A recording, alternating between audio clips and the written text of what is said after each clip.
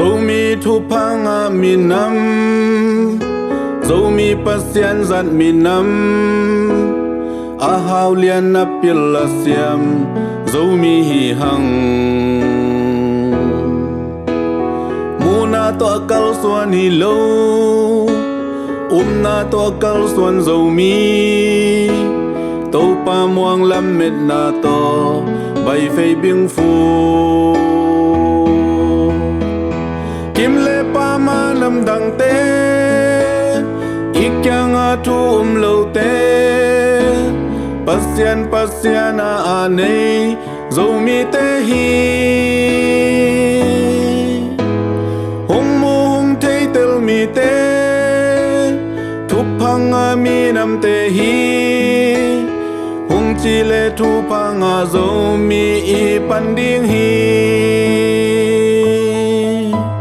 Zomi thupang zomi, zogam thupang zogam, zole thupang zole, hong swani chang.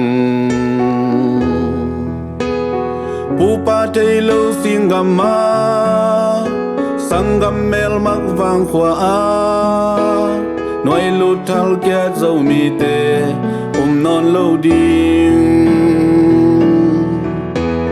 Min nam dang te zo gamma, hong pai hong zin hong ho ding, tu lai taka hong sim mo te hong to kai ding.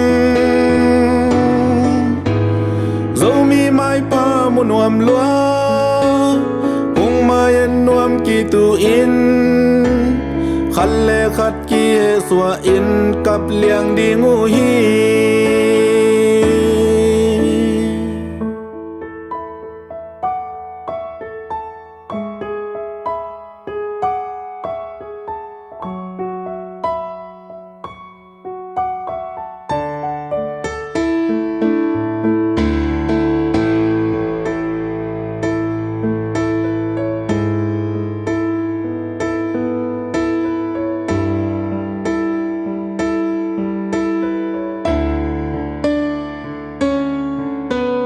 Zomi thupang zomi, zogam thupang zogam, zole thupang zole, hong swani chang.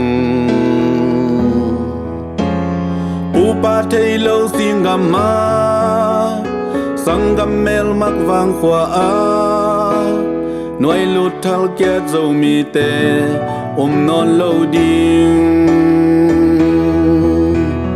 Min nam dang te zo gamma, hong pai hong zin hong ho ding, tu lai taka hong sim mo te hong to kai ding. Zo mi mai pa mu nuam lua, hong mai en nuam ki tu in, khát le khát ki he swa in kap liang di ngu hi.